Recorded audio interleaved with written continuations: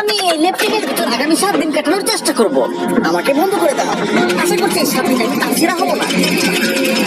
আমি আগামী 7 দিন কোনো রকম ফেসবুক, টিকটক আর ইনস্টাগ্রাম এবং ইউটিউব থেকে বিরত থাকবো। আর কোনো রকম বিনোদন ছাড়া এই বন্দি দেয়ালের মাঝে সময় কাটাতে যাচ্ছি।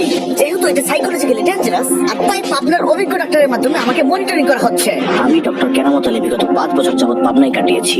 আমার ক্যারিয়ারে এই ধরনের কেস আমার নানাও দেখেনি। যখন কোনো মানুষ 48 ঘন্টা সবকিছু থেকে বিরত থাকে, তখন মানুষ এইভাবেই পাগল হয়ে যায়। আর আমি 168 ঘন্টা এই ল্যাপটপের ভিতরে কাটাতে যাচ্ছি। আর এটা এতটাই ডেঞ্জারাস যে আমি যখন তখন পাগল হয়ে যেতে পারি। আপনারা পাগল হয়ে যাবেন। আমি এই লেপটিনে কতটা মাকড়সার জাল রয়েছে তা এই জায়গায় দাঁড়িয়ে দাঁড়িয়ে সব কয়টা গণনা করেছি। আর এই সম্পূর্ণ জায়গায় প্রায় 148টি মাকড়সার জাল রয়েছে। কি করছে সেটা খুবই স্বাভাবিক ব্যাপার, কারণ তার কাছে করার মতো এখন কিছুই নেই। আর সাইকোলজিক্যালি মানুষের কাছ থেকে যখন সব রকম অধিকার কেড়ে নেওয়া হয়, আর তখন মানুষ তার ছেলের মতো যা ইচ্ছা তাই করতে পারে। আর জিমি এসব মুক্তির জন্য করছে। আর সময় যতটা বাড়বে তার পাগলামো ততটা বাড়তে থাকবে। এই পাবনার ডাক্তারের কথা মতো আমি যত সময় এখানে থাকবো ততই পাগল হয়ে যাব।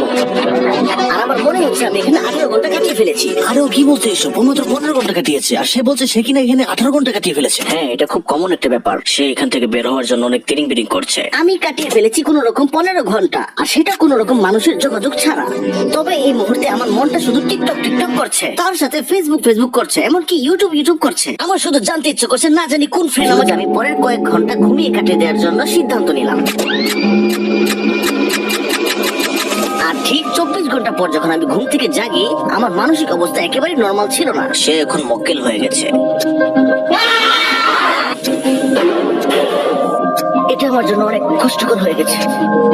সম্ভবত এটা খুব ভালো। আমি সত্যি হার মেনে নিয়েছি। আমার